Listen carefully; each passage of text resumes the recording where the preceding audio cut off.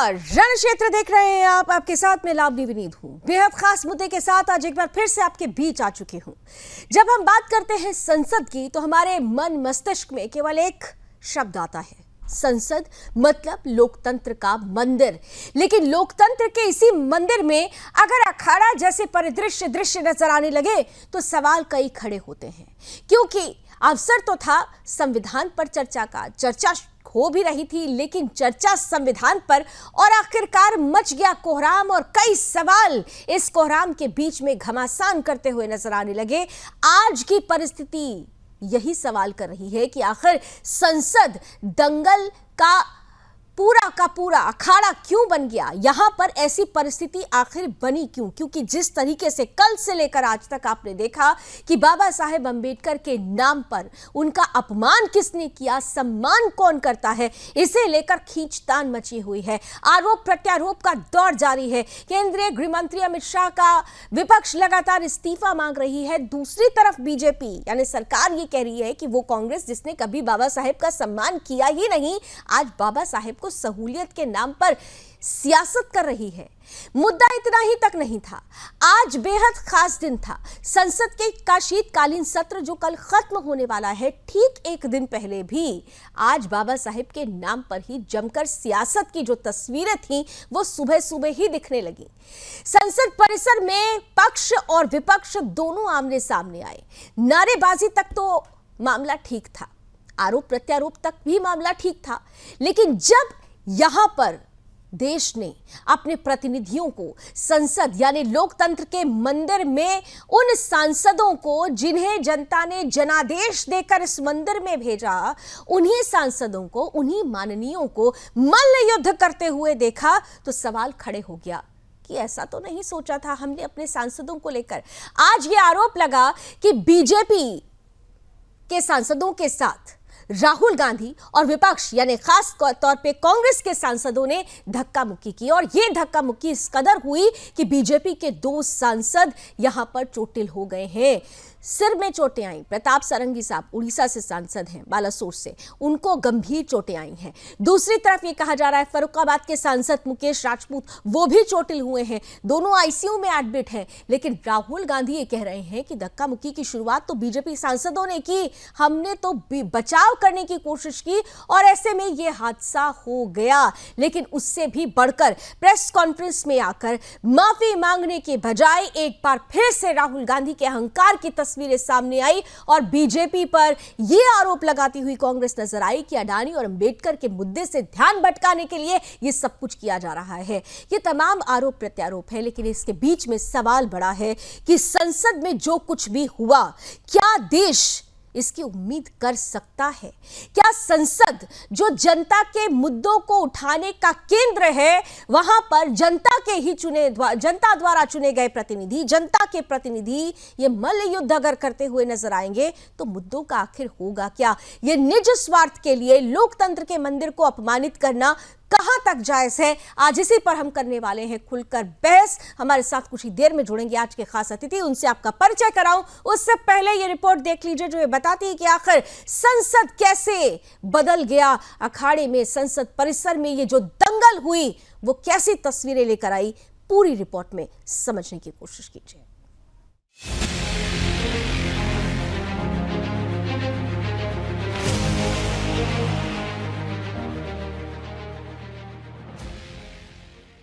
राहुल गांधी की ये तस्वीर जरा अपने जहन में बसा लीजिए।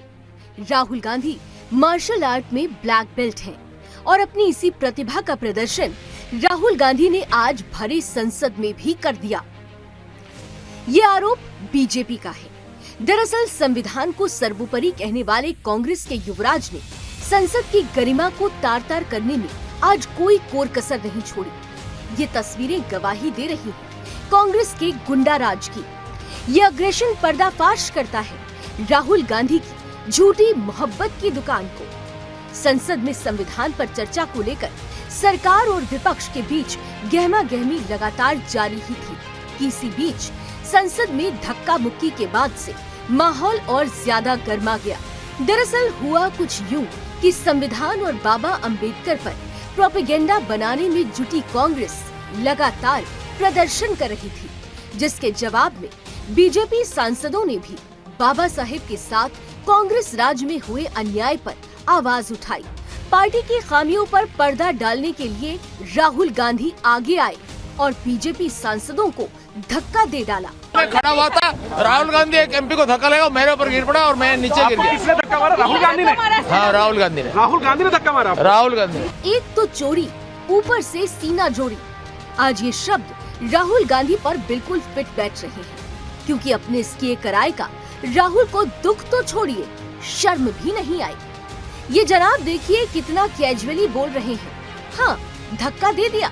ये पार्लियामेंट की एंट्रेंस है, इसमें मैं अंदर जाने की कोशिश कर रहा था, तो बीजेपी के एमपी जो थे वो मुझे ऐसे रोकने की कोशिश कर रहे थे, धकेल रहे थे और मुझे धमका रहे थे, तो वो हुआ है। हाँ, किया है, मगर ठीक है, कोई मतलब धक्का मुक्की से हमें कुछ होता नहीं है। जैसा कि ये तो हम सभी जानते हैं कि कांग्रेस का इतिहास लीपापोती का रहा है, जिसे बखूबी नई नवेली सांसद और राहुल की बहन प्रियंका गांधी करने में जुटी हुई है। अपने भाई के कृत्यों पर प्रियंका का ये लीपापोती वाला बयान भी जरा आप सुन ही लीजिए। राहुल जी के खिलाफ कंप्लेंट। राहुल जी B.R. अम्बेडकर जी की फोटो लेकर शांतिपूर्वक जय भीम के नारे को बोलते हुए संसद में जा रहे थे। संसद में जाने से किसने रोका? आप देख लीजिए। हम इतने दिनों से प्रोटेस्ट कर रहे हैं, साइड में प्रोटेस्ट कर रहे हैं, जो भी आ रहा है जा रहा है, उसको पूरा रास्ता है। इन्होंने कुछ एकदम शांतिपूर्वक प्रोटेस्ट हुए, कितने दिनों से चल रहे हैं, रोज 10:30 से 11। आज पहली बार इन्होंने प्रोटेस्ट किया, सबको रोक दिया और उसके बाद धक्का मुक्की और ये गुंडागर्दी। और अब सिर्फ अमित शाह जी की खाल बचाने के लिए ये अब इन्होंने साजिश शुरू की है कि भैया ने किसी को धक्का मारा। अब कांग्रेस के इस कारनामे से बीजेपी के तमाम नेताओं का भी गुस्सा फूटा। केंद्रीय मंत्री किरण रिजिजू ने इस कृत्य को संसद के मर्यादित आचरण के विपरीत बताते हुए निंदा की और कहा कि संसद कोई कुश्ती का मैदान नहीं है। राहुल गांधी जी ने जो फिजिकल असोल्ट किया है, धक्का मुक्की जो किया है, मैं सबसे पहले उसको खंडन करना चाहता हूं। मैं अभी सीधा राहुल गांधी को सवाल करना चाहता हूं कि अगर सब लोग अपना ताकत दिखा करके मारपीट करने लग जाएंगे तो पार्लियामेंट कैसे चलेगा? वो नेता प्रतिपक्ष है, क्या कोई ऐसा धक्का बॉक्सिंग मार करके एमपीज के साथ व्यवहार करेंगे? हम लोग तो बहुत संयम से अपने आप को मेंटेन किया है। संसद के इतिहास का ये काला दिन है। मर्यादाओं की धज्जियां उड़ा दी गई, लोकतंत्र को तार-तार कर दिया गया, कलंकित कर दिया गया। राहुल गांधी और कांग्रेस ने जो गुंडागर्दी की है, उसका कोई दूसरा उदाहरण नहीं मिलता। अब मुझे समझ में नहीं आता, राहुल गांधी ऐसी गुंडागर्दी करेंगे, धक्का मुक्की करेंगे, सांसदों को पीटा जाएगा? ऐसा आचरण आज तक भारत के संसदीय इतिहास में देखा नहीं गया।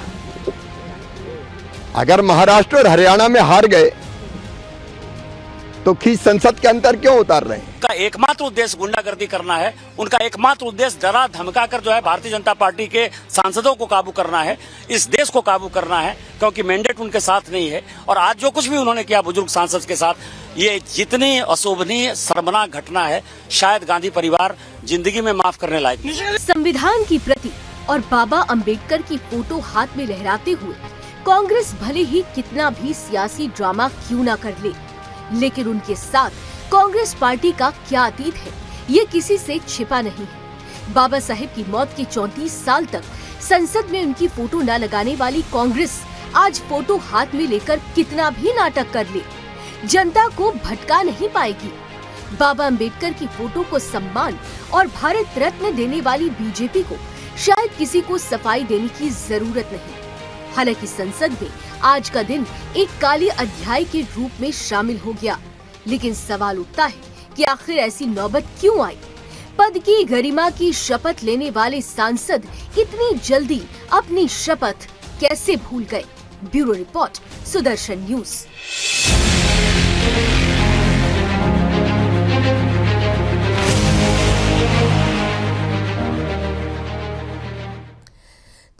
की गरिमा की शपथ लेने वाले एक अग्निपथ पर चलते हैं, लेकिन जिस तरीके से आज माननीयों ने ये तस्वीर देश के सामने रखी, जो गाली गलौज, धक्का मुक्की, आरोप प्रत्यारोप का जो दौर देश ने देखा है, ये उम्मीद देश ने नहीं की होगी। अब क्योंकि धक्का मुक्की हुई, सांसद चोटिल हुए, तो आरोप प्रत्यारोप का दौर शुरू हुआ। कांग्रेस पर बीजेपी आरोप लगा रही है, बीजेपी पर कांग्रेस आरोप लगा रही है, केंद्र बिंदु में राहुल गांधी है और ये कहा जा रहा है कि राहुल अहंकार से उत्प्रोत है। गलती करने के बाद माफी मांगने के बजाय अहंकार फिर से दिखा, यह आरोप लगाया जा रहा है लगातार बीजेपी की तरफ से। प्रेस कॉन्फ्रेंस की जाती है दोनों ही पार्टियों की तरफ से, क्या कुछ कहा जाता है, राहुल की सफाई और बीजेपी ने इस सफाई पर क्या सवाल उठाए, जल्दी से कुछ अंश देख लेते हैं और फिर आज की चर्चा की शुरुआत करते हैं। जो बीजेपी आरएसएस की सोच है, एंटी कॉन्स्टिट्यूशनल सोच है, एंटी अंबेडकर जी की सोच है, और जो अंबेडकर जी की मेमोरी है, जो उनका कंट्रीब्यूशन है, उसको ये लोग मिटाना चाहते हैं, खत्म करना चाहते हैं। और डायरेक्टली इनके मंत्री ने, होम मिनिस्टर ने डायरेक्टली सबके सामने जो उनका माइंडसेट है वो सबके सामने उन्होंने दिखा दिया। हमने कहा कि अपॉलॉजी होनी चाहिए और उनको रिजाइन करना चाहिए, नहीं किया। और आज फिर से इन्होंने एक नया डिस्ट्रैक्शन शुरू किया है। मैं 1 दर्जन बार या तो लोकसभा का या विधानसभा का सदस्य रहा हूं। मैंने विधानसभा में भी और संसद में भी, चाहे माननीय सांसदगण हो या विधायकगण हो, उनके आचरण को देखा है, उनके व्यवहार को देखा है। लेकिन आज जो कुछ संसद में हुआ, उसकी कल्पना भी नहीं की जा सकती। अशालीन, अशोभनीय, उदंड और गुंडागर्दी से भरा व्यवहार, जिसकी सभ्य समाज कल्पना नहीं कर सकता। तो व्यवहार और आचरण पर सवाल खड़ा हो रहा है। माननीय कहे जाते हैं हमारे जनता के प्रतिनिधि, लेकिन माननीयों ने आज जो मल्ल युद्ध की तस्वीरें सामने रखी, उसके बाद ये पूछना पड़ेगा कि ये कौन सी नई परिभाषा है जो सत्ता और विपक्ष दोनों ही नए साँचे में ढालते हुए नजर आ रहे हैं। क्या ये लोकतंत्र का पतन है? और अगर ऐसा है तो सोचने की जरूरत हर किसी को है। सवाल बड़े होंगे और इन सवालों का जवाब देने के लिए रण क्षेत्र के आज खास अतिथि, अब करा देती हूं उनसे आपका परिचय, स्क्रीन पर लेकर आइए। स्वागत करते हैं आज के पैनलिस्ट का। बीजेपी किससे हमारे साथ जुड़ रहे हैं मृत्युंजय शर्मा जी, साथ ही साथ कांग्रेस का पक्ष रखने के लिए हमारे साथ रतन तिवारी जी जुड़ चुके हैं, समाजवादी पार्टी से अशोक यादव जी हमारे साथ हैं, और आम आदमी पार्टी से भी हमारे साथ प्रखर श्रीवास्तव जी जुड़ चुके हैं, और इसी के साथ साथ कुछ ही देर में हमारे साथ पॉलिटिकल एक्सपर्ट अधिवक्ता तनुज दीक्षित जी भी होंगे, और अवधेश सोनकर जी हैं, दलित चिंतक हैं, विचारक हैं, हमारे साथ वो भी कुछ ही देर में जुड़ेंगे। लेकिन सबसे पहले रतन जी, ऐसी उम्मीद तो किसी ने भी नहीं की होगी। ये व्यवहार, ये आचरण देखकर भी शर्म आ रही थी, और उससे भी बढ़कर शर्मनाक ये था जब हम सब ने देखा, देश ने देखा कि एक सांसद जो चोटिल हो जाते हैं, जिनके सिर से खून निकल रहा होता है, वहां पर जब राहुल गांधी पहुंचते हैं, माफी मांगते या कुछ सांत्वना देते, उसके बजाय वहां पर भी जो उनका आचरण था, अहंकार से ओतप्रोत, क्या यही है वर्तमान की कांग्रेस? जी, सबसे पहले मैं आपको नमस्कार करता हूँ। नमस्कार। वो वीडियो की आप जो चर्चा कर रही है, उस वीडियो को मैं भी देख रहा था चैनल पे। आदरणीय राहुल गांधी वो शख्स के पास जाते हैं और भारतीय जनता पार्टी के तमाम सांसद राहुल गांधी जी के ऊपर टीका टिप्पणी करते रहते हैं। वो कहते हैं कि आपने धक्का कैसे मार दिया। राहुल गांधी जी उन्हें देखने जाते हैं और देखने के बाद उन्होंने कहा कि इन्होंने मुझे धक्का मारा, वो ऐसा कह के चले जाते हैं। लावनी जी, आप बताइए ना, सदन के अंदर अगर संविधान के ऊपर चर्चा होती और केंद्र के मंत्री अमित शाह वो क्या कह रहे थे? वो कह रहे थे कि अगर इतना नाम भगवान श्री राम का ले लेते तो स्वर्ग में चले जाते, बार बार नाम बाबा साहब अम्बेडकर का क्यों लेते हैं? हमने अपना खेद व्यक्त किया, हमने उनका इस्तीफा मांगा।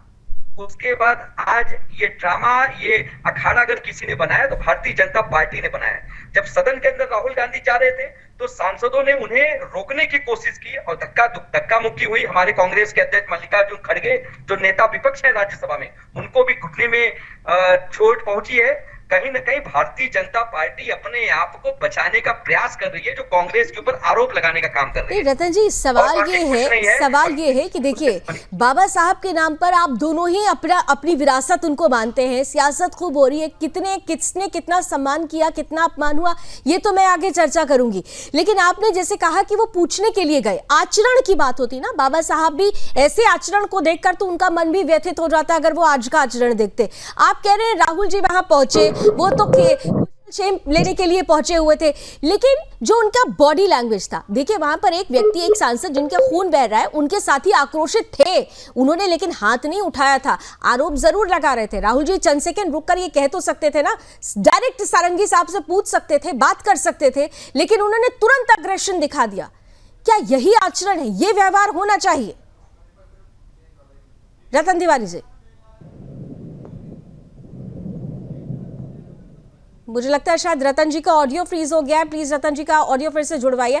मृत्युंजय शर्मा जी, आपने सुना कि क्या कह रहे हैं वो, कि भाई वो तो कुशल क्षेम लेने के लिए पहुंचे हुए थे, आप लोगों ने बात का बतंगड़ बना दिया, जबकि देश ने देखा कि आज लोकतंत्र के मंदिर के बाहर क्या क्या हुआ। हम जब मंदिर में जाते हैं तो हम प्रणाम करते हुए, मंदिर की सीढ़ियों को ही प्रणाम करते हुए जाते हैं, लेकिन आज जिसे लोकतंत्र का मंदिर कहा जाता है, वहां प्रणाम करना तो छोड़िए, वहां परिणाम ये निकला कि लहूलुहान तस्वीरें नजर आ जाती हैं सांसदों की, माननीयों की। मृत्युंजय जी, अनम्यूट कर लीजिए मृत्युंजय जी।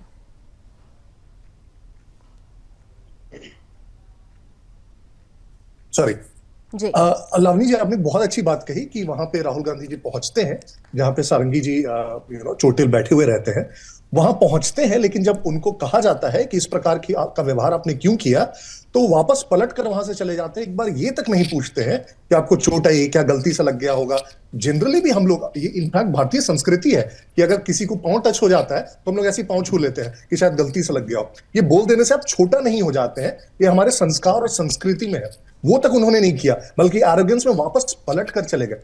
देखिए, कांग्रेस पार्टी एक ऐसी पार्टी है जो सिर्फ और सिर्फ आज तक दलितों के नाम पे राजनीति करती आई है और बाबा साहब के नाम पे राजनीति करती आई है। आप पूरा इतिहास उठा के देख लीजिए लावनी जी, आजादी से लेकर, इनफैक्ट आजादी के पहले से लेकर आज तक कभी भी अगर उन्होंने बाबा साहब अंबेडकर या संविधान का सम्मान किया हो तो आप मुझे बता दें। 1932 में जब पूना पैक्ट हुआ था, उस समय अंबेडकर जी का यह बयान है कि कांग्रेसियों द्वारा मुझे गद्दार कहा जाता है क्योंकि मैंने गांधी जी का विरोध किया है।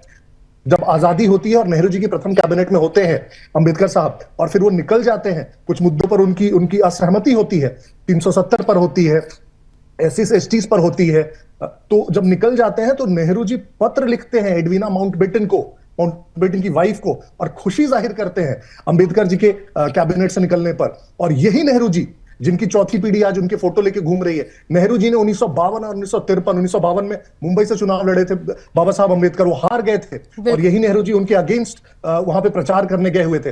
आप सोच लीजिए, एक ऐसे, और आगे भी आप इंदिरा गांधी के समय देख लीजिए ना, आप सोचिए, इन लोग खुद को भारत रत्न दे देते हैं। सवाल ये है कि इतिहास के पन्नों को अगर पलटा जाएगा तो ऐसे एक नहीं, ऐसे सैकड़ों उदाहरण आ जाएंगे जहां पर बाबा साहब को अपमानित किया गया कांग्रेस की तरफ से, भले ही वो जितनी भी सफाई दे।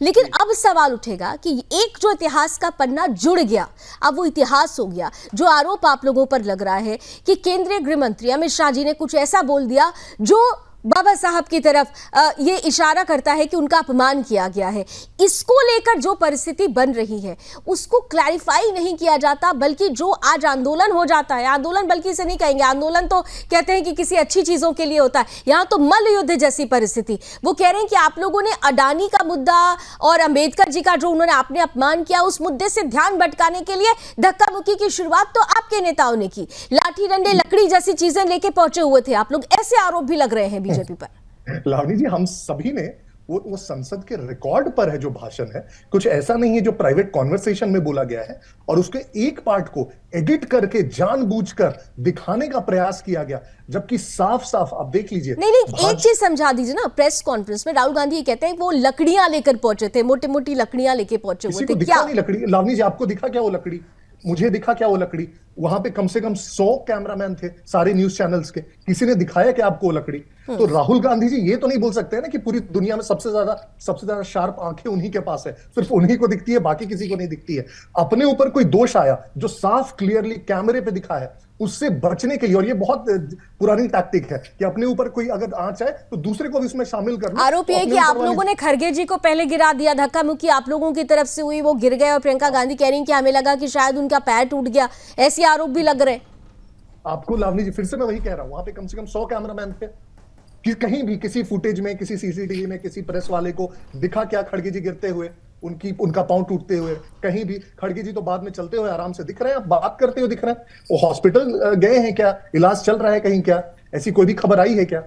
तो होता वही है कि चूंकि अपने ऊपर साफ साफ दिखा है कि उन्होंने धक्का दिया है, सारंगी जी गिरे हैं, उन्हें चोट आई है, वो हॉस्पिटल गए हैं, दिखा भी है और स्वीकारा भी है, सबसे बड़ी चीज। बिल्कुल रतन जी, सवाल ये है कि स्वीकार रहे हैं राहुल गांधी, और उनके कहने का तरीका जो बहुत कैजुअली, आप माननीय कहे जाते हैं, और माननीयों का जो व्यवहार होता है, वो मर्यादा जो होती है, वो एक आइडियल मानी जाती है। लेकिन यहाँ पर जो एरोगेंसी राहुल गांधी की नजर आ रही है, तो सवाल तो पूछा जाएगा ना। मैंने कहा ना, बाबा साहेब पर अभी आ रही हूँ, लेकिन बाबा साहेब नहीं, जो वो अगर देख रहे होंगे कहीं से, तो वो उम्मीद भी नहीं कर सकते कि इस हद तक व्यवहार पहुंच जाएगा। राहुल गांधी प्रेस कॉन्फ्रेंस करते हैं, एक बार भी वो ये नहीं कहते कि हो गया, उनका कुशल क्षेम तो जान लेते। जानने का प्रयास किया गया क्या कांग्रेस के किसी बड़े लीडर की तरफ से? राहुल गांधी अगर उनको अपनी एरोगेंसी में फोन करना ठीक नहीं लग रहा था, तो क्या मल्लिकार्जुन खड़गे साहब ने जानने का प्रयास किया कि सारंगी साहब की तबीयत कैसी है, मुकेश राजपूत जी की तबीयत कैसी है? रतन जी, चाहता हूं कि जिस प्रकार इस सदन के अंदर एक चुने हुए सांसद को गाली गलौज किया गया, कटवा, मुल्ला, उग्रवादी, आतंकवादी कहा गया, तब वो काला दिन नहीं था। आज अगर राहुल गांधी जी के साथ धक्का मुक्की हुई, अपने बचाव में अगर उन्होंने धक्का मार भी दिया होगा, अगर आप अगर कर रहे हैं, लेकिन वो स्वीकार चुके हैं, अगर हटा दीजिए, ये अगर कई सवाल खड़े कर देगा साहब। नहीं, हम आपको कह रहे हैं ना कि राहुल गांधी जी ने ये नहीं कहा कि हमने धक्का मार दिया। राहुल गांधी जी ने ये कहा कि प्रताप सारंगी ने मुझे धक्का मारा, और गेट के पास व्यक्ति उठने का प्रयास। प्रताप सारंगी साहब को तो देखकर भी नहीं लगता रतन जी कि उनके धक्के से कोई गिर सकता है। प्रताप सारंगी जी की उम्र को देख लीजिए, और राहुल गांधी की उम्र भी देखिए, और उनका फिजिकल स्ट्रक्चर भी देख लीजिए। उम्मीद भी नहीं की जा सकती है। जो आरोप वो लगा रहे हैं बड़ा हास्यास्पद है। अगर उनकी उम्र इतनी हो गई है, तो उन्हें इस अखाड़े में आकर धक्का मुक्की करने की क्या जरूरत थी? भारतीय जनता पार्टी के कुछ लड़ाकू सांसदों हैं जो लड़ाई झगड़ा करने में माहिर है, तो प्रताप सारंगी को बचना चाहिए था। और आप देखिए ना कि सदन में आप लोग बहुत ज्यादा देते हैं, नसीहत देते हैं, लेकिन सबसे पहले जो आदर्श बनना चाहिए वो आदर्श नहीं आता। अच्छा छोड़िए, आप प्रताप सारंगी जी के नाम पर तो नसीहत दे रहे हैं। महिला सांसद हैं, उन्होंने बाकायदा चिट्ठी लिखकर शिकायत की है, किस तरीके से उनके साथ व्यवहार किया गया, उनके लिए कुछ बोल दीजिए। महिलाओं का सम्मान की बात आप लोग करते हैं ना बहुत। देखिए लावनी जी, मणिपुर भी महिला सम्मान हम लोगों ने देख लिया, हाथरस भी देख लिया, उन्नाव भी देख लिया। आप हाथरस, उन्नाव, मणिपुर पहुंच गए, लेकिन एक महिला सांसद का सम्मान नहीं कर पाए आप। ये तो सही लावनी जी, हम तो बार कहते हैं कि वीडियो फुटेज सामने आ जाएगा, उसमें सब दिख जाएगा कि कौन किसका सम्मान किया, कौन किसका अपमान किया, कौन किसने धक्का मारा। भारतीय जनता पार्टी पूरी तरीके से ये बाबा साहब आम्बेडकर के ऊपर घिर गई थी। अमित शाह का इस्तीफा हम लोग मांग रहे थे, बस उसी इस्तीफे के डर से ये नौटंकी बनाई गई, ये नौटंकी रची गई। अरे तो आप इस्तीफा मांगते ना, गुंडागर्दी तो कम से कम नहीं करते। सवाल तो यही ना, कितनी सफाई देंगे रतन जी, कितनी सफाई देंगे? मैं तो आज सिर्फ उसी पर प्रश्न कर रही हूँ जो मुझे दिख रहा है, जो देश देख रहा है। प्रत्यक्ष को प्रमाण की जरूरत नहीं होती है। अशोक यादव जी समाजवादी पार्टी से हैं।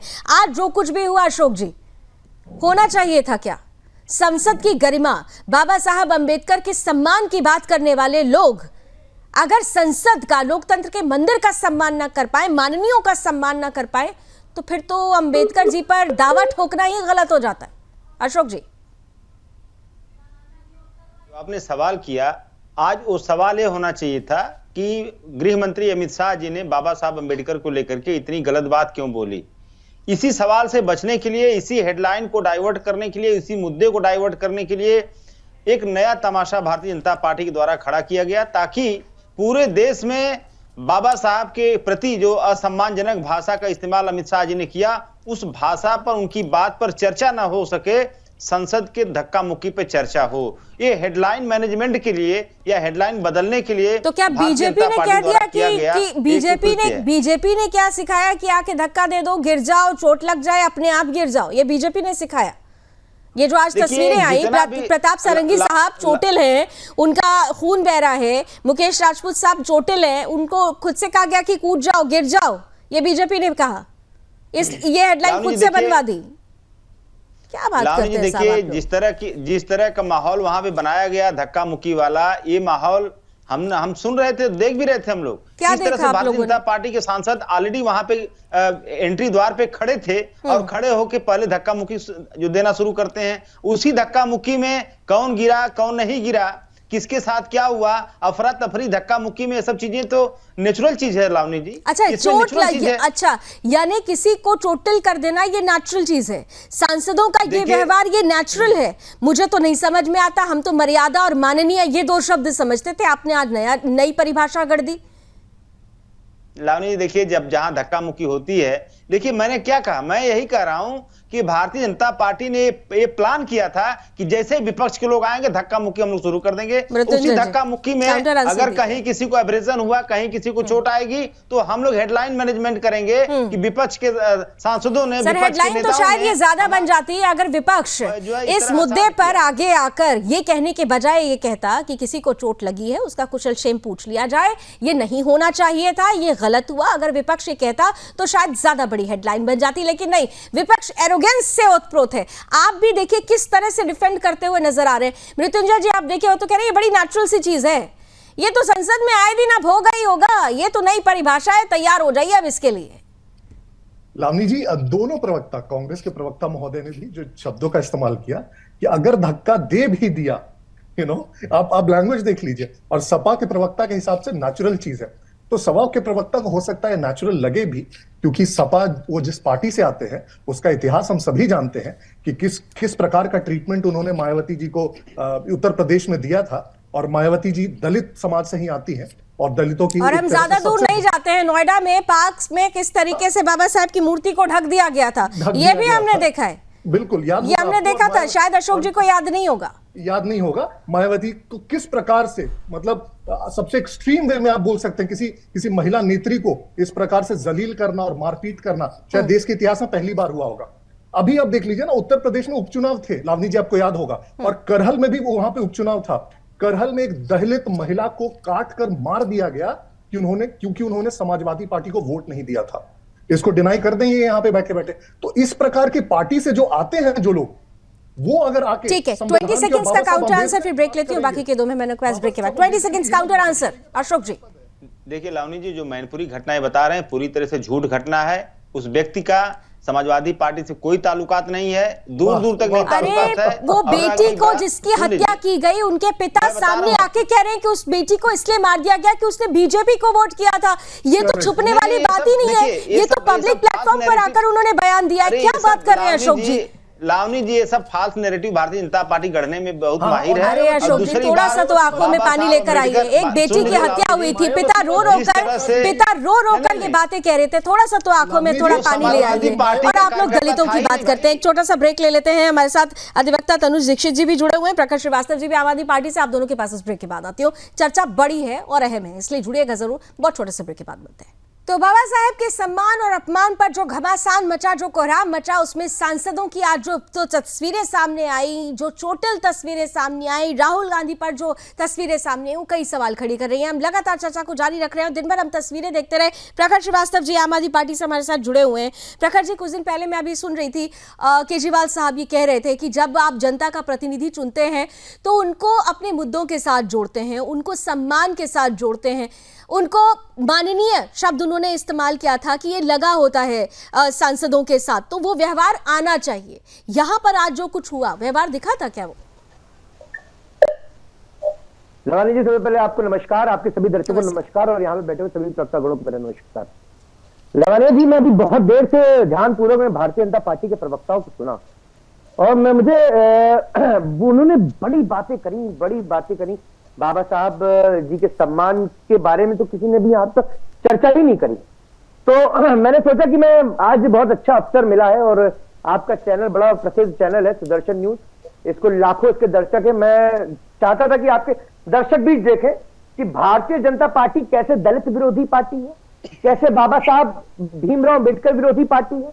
मैं कुछ पन्ने लेकर आया था, मैं इतिहास के कुछ पन्ने खंगाल रहा था तो मुझे कुछ मिला और मैं आपके दर्शकों से उसको साझा करना चाहता था। लवानिया जी 1997 में स्वतंत्रता की 50वीं सदी हमारा देश मना रहा था।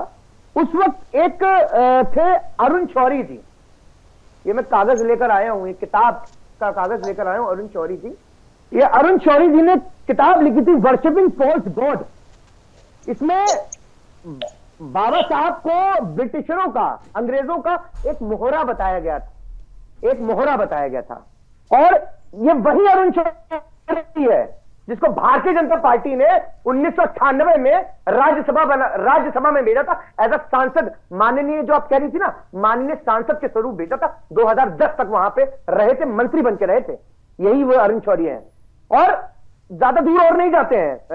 लवानिया जी मैं आपको बताना चाह रहा था, आपको मेरी आवाज आ रही है? बिल्कुल आ रही है।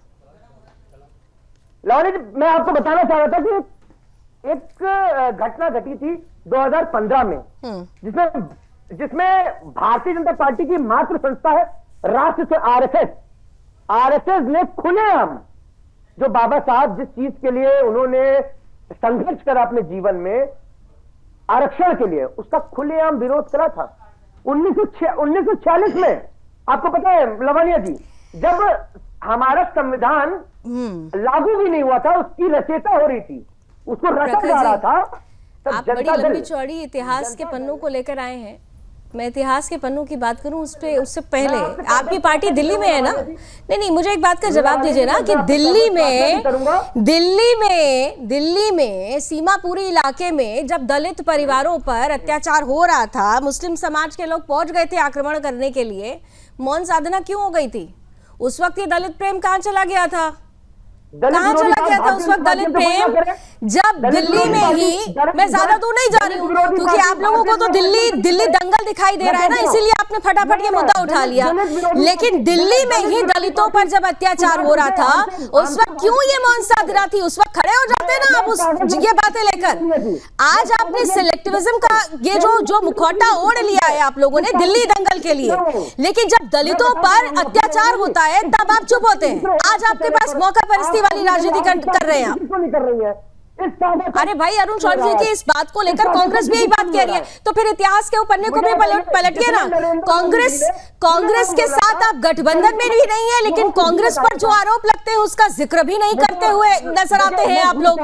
बाबा साहब अम्बेडकर साहब को किस तरीके से संविधान सभा से उनको नजरअंदाज वहां पर किया गया, बात पर उनकी बातों को नजरअंदाज किया गया, इसका भी जिक्र आप कर देते।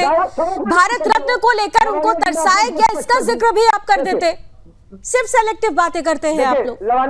तनुज दीक्षित जी के पास और अवधेश जी के पास अब जाऊंगी क्योंकि फिर समय खत्म हो जाता है। मैं आ रही हूँ, थोड़ा धैर्य रखिए। मुझे पता है मैंने आपकी दुखती रथ पर हाथ रख दिया है। दिल्ली दंगल के लिए सेलेक्टिव मत हो जाइए। तनुज दीक्षित जी, मैं सीधी सी बात करूंगी। मेरे लिए वो बीजेपी हो और कांग्रेस हो, आम आदमी पार्टी हो, एसपी हो, बीएसपी हो, तमाम पार्टियां माननीय सांसद हम लोग कहते थे। बाबा साहब अंबेडकर के साथ किसने क्या किया वो इतिहास के पन्नों में दर्ज है और वर्तमान में भी जो हो रहा है वो इतिहास के पन्नों में दर्ज हो जाएगा। सवाल ये है कि हमारी आने वाली पीढ़ी लोकतंत्र के इस पतन में सत्ता और विपक्ष की इस परिभाषा को कैसे गढ़ेगी, ये बहुत महत्वपूर्ण है। और इसके बाद अवधेश जी आपके पास इसलिए आऊंगी आखिर में क्योंकि मैं जानना चाहती हूं कि दलितों को लेकर आप क्या सोचते हैं, असल राजनीति कौन कर रहा है। पहले तनुज दीक्षित जी। देखिए लावनी जी, जिस हिसाब से दलितों की राजनीति हम देख रहे हैं, कांग्रेस निरंतर लोकसभा के बाहर पोस्टर लेकर के बाबा भीमराव अंबेडकर साहब के पोस्टर दिखा के प्रदर्शन कर रही है। अरे प्रखर जी, फोटो दिखाने से खाली काम नहीं चलेगा। बाबा साहब के विचारों को अंदर आत्मसात भी करना होता है। ये फोटो वाली राजनीति छोड़ दीजिए आप लोग। तनुज जी, निश्चित रूप से अगर इतिहास के पन्नों में झांके तो सुनिए लवानिया जी, अगर हमारे भगवान के बारे में कोई भी बोलेगा, एक सेकेंड आ रही हूँ, उनको बोलने नहीं दीजिए, आती हूँ आप ही के पास आऊंगी। पता है दिल्ली दंगल है, मुझे पता है आप लोगों के लिए बड़ा अच्छा मौका है। आती हूँ तनुज जी। तनुज जी प्रधानमंत्री जवाहरलाल नेहरू और प्रधानमंत्री 1971 में इंदिरा गांधी दोनों ने जीते जी भारत रत्न कई जो है वो सम्मान प्राप्त किया। और राजीव गांधी जी को जिस वर्ष सम्मान मिलना था उस वक्त क्योंकि उनका देहांत हो गया तो पोस्टमस उनको भी भारत रत्न दिया गया सन 1991 में। और लेकिन बाबा भीमराव अंबेडकर 1957 में जब उन्होंने देह त्यागी उसके बाद 57 से 33 साल इंतजार करा। वीपी सिंह की नेशनल फ्रंट के साथ बीजेपी की सरकार थी, केंद्र में वो प्रधानमंत्री थे, तब जाकर के उनको भारत रत्न दिया गया। एक तरफ जहां समस्त विपक्ष और पार्टियां कांग्रेस की बाबा की इतनी तारीफें करती है अंबेडकर बाबा की, और एक तरफ वो दिखाना चाहती हैं कि वो कितने उनके साथ थे। तो जब वे जीते जी साथ ही साथ जितना समय उनका निकला कितनी सारी चीजों के लिए, सबसे बड़ी चीज जब वो सरकार सत्ता थी कांग्रेस की, जवाहरलाल नेहरू तत्कालीन प्रधानमंत्री थे, उस समय उन्हें किसी भी बड़े मंत्रालय में बतौर सदस्य नहीं रखा, चाहे वो विदेश मंत्रालय हो, रक्षा मंत्रालय हो। इस बात से बेहद नाराज थे वो, बेहद नाराज।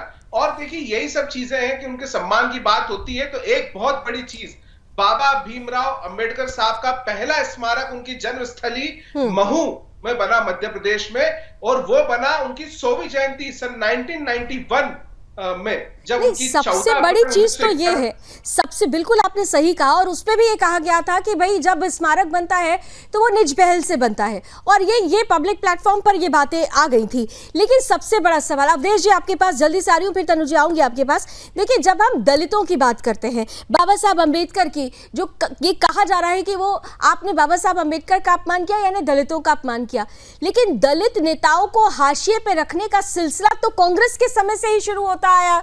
बाबा साहब अम्बेडकर से लेकर बाबू जगजीवन राम तक अगर देख लें तो इतिहास के पन्नों में दर्ज है कि क्या कुछ कांग्रेस की तरफ से किया गया। आप बतौर दलित विचारक चिंतक क्या समझते हैं, बाबा साहब अम्बेडकर सिर्फ सहूलियत की राजनीति के लिए एक मुद्दा बन चुके हैं, दलित सिर्फ वोट बैंक बन चुका है, या वाकई पार्टियां समझती भी हैं चीजों को? अवधेश जी,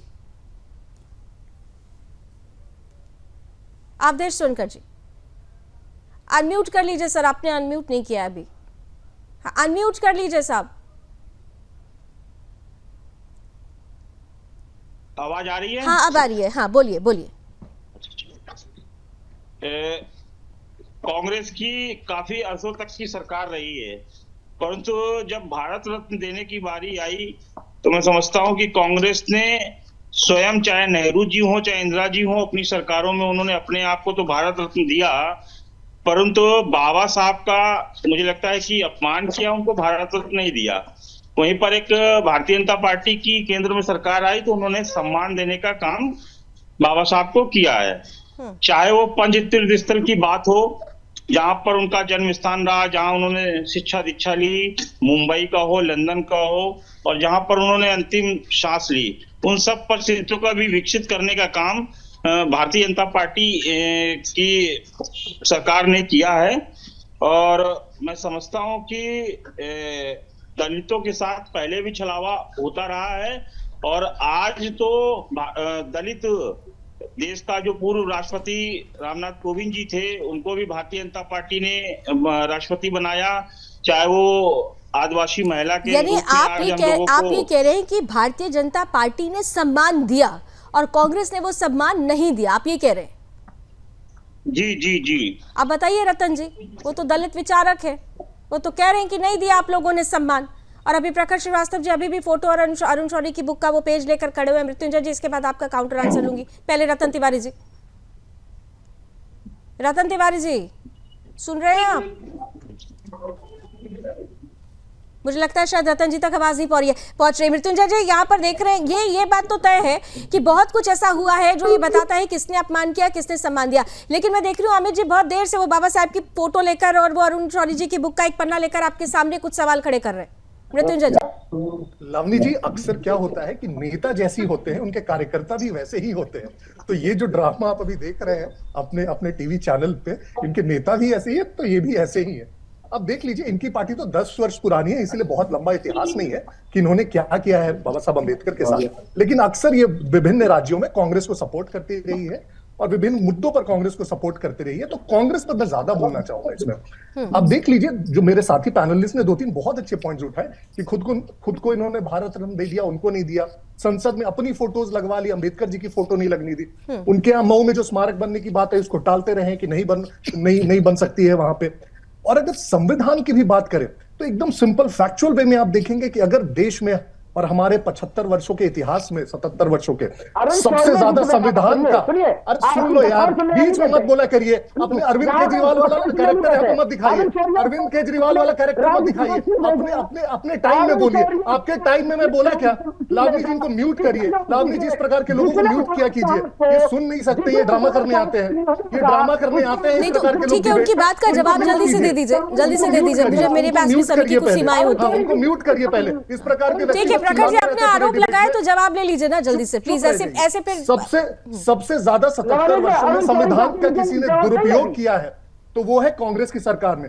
90 बार लावनी जी इन लोगों ने अनुच्छेद 356 का प्रयोग किया है और सिर्फ इंदिरा गांधी ने 50 बार किया है। आपको याद होगा 1980 में जब इनकी सरकार आई थी इंदिरा गांधी की, एक साथ उन्होंने 9 राज्यों में सरकारों को हटा दिया। क्या तनुज जी के पास इसका जवाब है क्या? तनुज जी देखिए, ये प्रखर साहब एकमात्र सरकार जिसने आज तक आपातकाल लगाया और उसमें एक इतना बड़ा कॉन्स्टिट्यूशनल अमेंडमेंट किया जिसे मिनी कॉन्स्टिट्यूशन जी। अगर किताबों की बात की जाती है तो वो किताबें भी ध्यान हो जो कांग्रेस के नेताओं ने लिखी है, और उन किताबों में भी उन्होंने किस तरीके से गांधी परिवार के ऊपर बातें लिखी हैं वो भी सबको पता है। तो देखिए, बुक राइटिंग, बुक निकालना, बुक लिखना एक पर्सनल किसी की वो हो सकती है, लेकिन उससे कोई संवैधानिक रूप से इसको नहीं लिया जा सकता। ठीक है, लेकिन बहुत सारी चीजें ऐसी होती हैं जो प्रमाण के रूप में सामने आती है। 20 सेकंड्स बस लास्ट। अशोक यादव जी, आप बताइए आगे क्या? कल तो आखिरी दिन है, हम तो उम्मीद ही करते रह गए कि आप लोग कुछ बिल पास करेंगे, जनता जनार्दन के बारे में कुछ सोचेंगे, लेकिन अशोक जी सब निकल गया, आप सिर्फ दंगल है। 20 सेकंड्स लास्ट। देखिए लावनी जी, जिस तरह से कांग्रेस का पार्टी के इतिहास भूगोल को लेकर के आज यहाँ पे चर्चा हो रही है, मुझे लगता है कि वर्तमान पर भी थोड़ी चर्चा कर लेते हैं हमारे भाजपा के साथी। कम से कम उनको ये चीज बताना चाहिए कि अमित शाह जी को अंबेडकर जी के नाम से क्यों इतनी चिढ़ है, क्यों उनको डॉक्टर अंबेडकर का नाम चुभता है। सवाल तो ये है कि आप लोग पूरा वो ऑडियो वो क्यों नहीं सुनते साहब? वो ऑडियो पूरा सुनिए ना। उन्होंने भले ही कहा अंबेडकर, लेकिन उन्होंने कहा हमें आनंद आता है, हम तो आनंदित हैं कि वो कम से कम ये बोल रहे हैं। तो नैरेटिव जो सेट करने का प्रयास किया जा रहा है, ये नैरेटिव कहाँ लेकर जा रहा है? और उसके बाद आज की तस्वीरें, और आज की तस्वीरों पर ही मेरी सहयोगी ब्यूरो चीफ दिल्ली सौरभ तिवारी ने बात की है, खासतौर से सांसद अनुराग तिवारी, बीजेपी के बड़े नेता, पूर्व केंद्रीय मंत्री भी रह चुके हैं। वो क्या कुछ कह रहे हैं, जरा जल्दी से सुन लीजिए। साथ है अनुराग ठाकुर जी हैं, बीजेपी के वरिष्ठ नेता हैं। अनुराग जी, जिस तरह से आज राहुल गांधी पर आरोप आप लोगों ने लगाया कि 2 सांसदों को चोटिल किया है, कैसे देखते हैं आप इसको? देखिए, बहुत दुर्भाग्यपूर्ण है जो संसद के सदन के अंदर और सदन के बाहर घटा। तो सीढ़ियों पर भाजपा के सांसद, एनडीए के सांसद खड़े थे और कांग्रेस का जो दुष्प्रचार को लेकर हमने कांग्रेस से माफ़ी मांगने के लिए कहा था, माफ़ी तो मांगी नहीं, बल्कि कुकृत्य करने से कांग्रेस के लोग पीछे नहीं हटे। एक रास्ता जहां से बना हुआ था सांसदों को सदन के अंदर जाने के लिए, संसद भवन के अंदर जाने के लिए, जब सिक्योरिटी गार्ड ने राहुल गांधी जी को वहां से जाने के लिए कहा तो वहां से नहीं गए। जिद और हट करके एनडीए सांसदों के बीच में धक्का मुक्की करते हुए पहुंच गए, दल बल के साथ पहुंचे और अपने इंडी गठबंधन के सांसदों को भी वो इसी तरह से प्रेरित करते रहे कि हमें तो यहीं से निकलना है। और धक्का मुक्की करते उनको पता था कि किसी को चोट लग सकती है और 2 सांसदों को चोट लगी गंभीर, एक को सिर के पीछे, एक को सिर के ऊपर, और दोनों की कोई एमआरआई, तो किसी को टांके लगे हैं। ये स्थिति किस पैदा हुई? ये राहुल गांधी जी के कारण, अब तक एक नेता प्रतिपक्ष के कारण। और देखिए, अहंकार इतना कि ऐसा अत्याचार करने के बाद, गंभीर रूप से चोटिल करने के बाद भी वो माफ़ी नहीं मांगते। लेकिन अगर माफ़ी नहीं मांगते तो बीजेपी का कदम क्या होगा? बीजेपी कदम उठाई है, हमने थाने में कंप्लेंट की है। जो बड़ोदरा के सांसद हमारे हैं उन्होंने वहाँ पे थाने में कंप्लेंट की और हम चाहते हैं कि पुलिस इसकी जांच करे, उचित कार्रवाई करे। धन्यवाद। तो ये थे हमारे साथ अनुराग ठाकुर जी, भारतीय जनता पार्टी के सांसद हैं। उन्होंने राहुल गांधी पर तीखा हमला किया और कहा कि राहुल गांधी को माफ़ी मांगनी चाहिए। सौरभ तिवारी, सुदर्शन न्यूज, दिल्ली। तो कुल मिलाकर शिकायत तो दर्ज कर दी गई है, उम्मीद माफी की जा रही है, लेकिन इन सब के बीच में सवाल ज्वलंत है कि ये संसद का मंदिर और संसद के मंदिर में ये जो दंगल नजर आया, वो दंगल लोकतंत्र की परिभाषा को क्या कलंकित नहीं करता? अब इस पर क्या परिस्थिति बनती है? अंबेडकर साहब भी कहीं से अगर देख रहे होंगे ऐसी तस्वीरों को तो वो निश्चित रूप से द्रवित हो रहे होंगे। ऐसा तो नहीं सोचा था। आकलन कांग्रेस को करने की जरूरत है। आकलन करेंगे भी, उम्मीद यही है। रणक्षेत्र में सभी मेहमान जुड़े, उनका धन्यवाद। आज रणक्षेत्र में बस इतना ही। देश और दुनिया की तमाम खबरों के लिए आप जुड़े रहिए सुदर्शन न्यूज के साथ। जय हिंद।